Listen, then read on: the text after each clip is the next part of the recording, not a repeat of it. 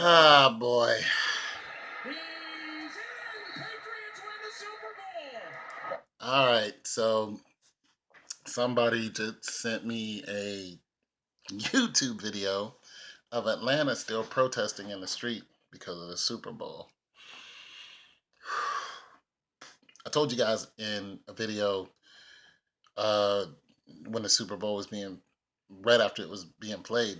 I'm sorry, Atlanta, because you were just scheduled to lose. And look, I don't watch any of the games because I keep telling you guys that it's fake. You guys were not scheduled to win, Atlanta fans. No matter what you did, it just wasn't going to go your way. And that's a shame to even say that. Like, see, like this woman she's completely distraught, talking about her world and all this other. Like, listen to this woman. For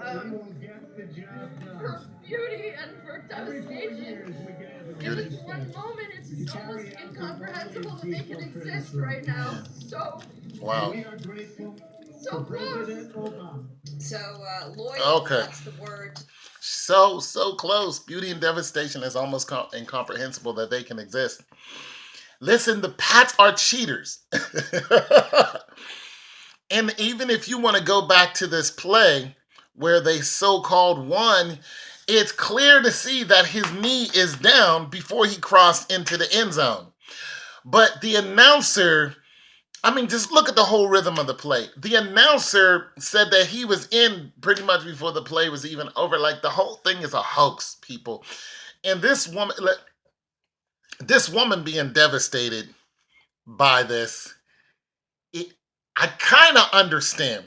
This is why I don't put a lot of emotion into these sports. But I kind of get it.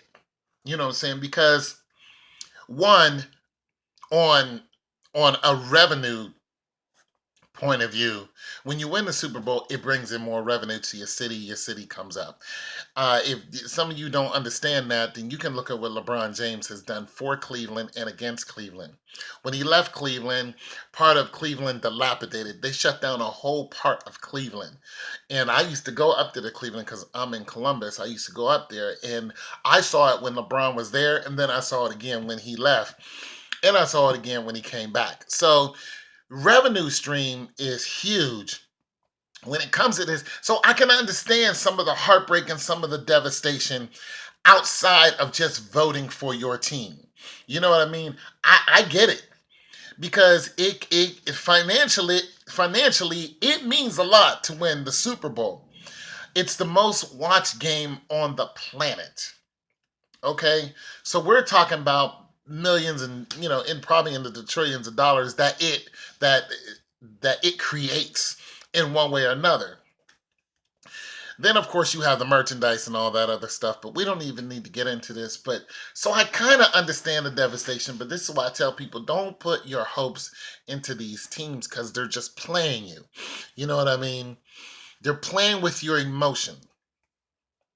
They're making you think that your city wasn't worth the Super Bowl. They're making you seem like Tom Brady and the president and and all the other people behind this, like they're just the elite people on the planet. Then you had this whole matchup of black and white that people started getting into, black and white teams, and how Atlanta is a mostly black team, and how the Patriots is excuse me, is a mostly white team, and there is some validity to that, even though I don't really delve into that. I don't do that for a few reasons. One, because it just takes a lot more effort than what I'm really willing to get into. Uh, Two, because that might not always be the case. However, when it comes to Tom Brady, it's just not so far fetched what they will do and what they will say to make sure that he gets all of his rings. He was even wearing a fifth Super Bowl ring before the Super Bowl was even played in a commercial. And like I said,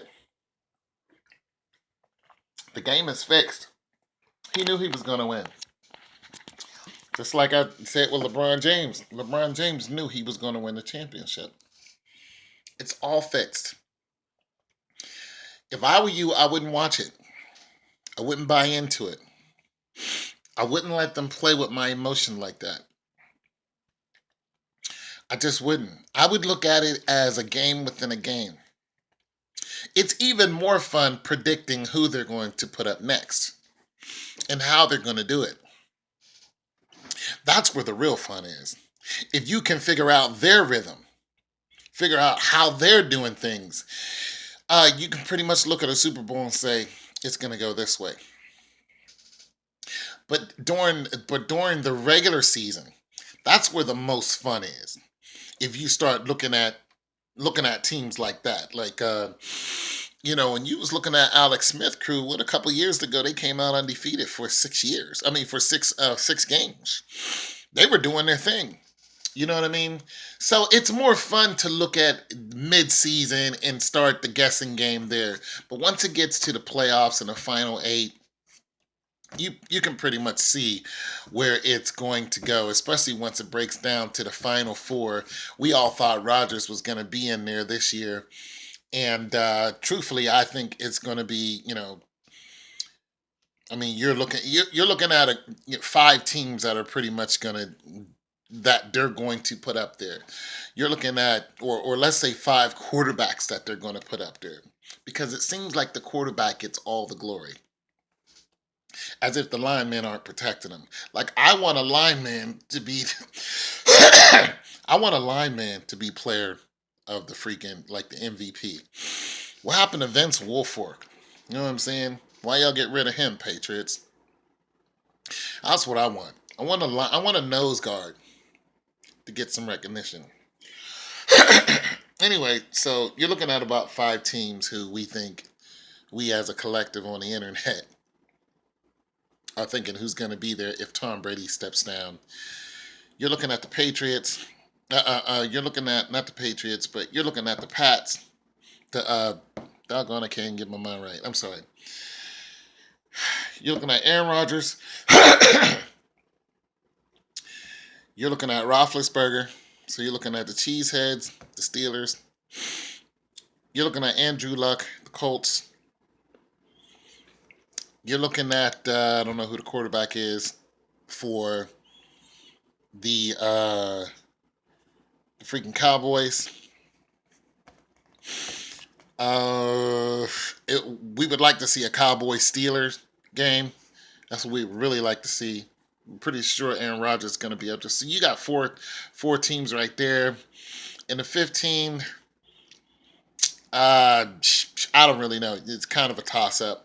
But you're looking at those 4 teams in there somewhere, and I'm just going to throw in the Panthers somewhere. So, like I said, you guys don't get emotional about this stuff. Atlanta, you were chosen to lose, and you actually did win the game if you look at the last play. And I'm sorry for you guys who think I'm scatterbrained or slow. I don't really care. Don't watch my channel if you don't like it. This is just random talking about a game that I don't watch, but I'm encouraging you people. If you're going to watch it, don't be emotional about it. Just don't break your TV. Don't start beating up people from the other team. Just don't do that. Just don't get into it that deep. Don't get your spirit into it is what I'm saying. Don't let them draw you in like that. Don't do that. You know what I'm saying? It's your boy Tone 202. Peace.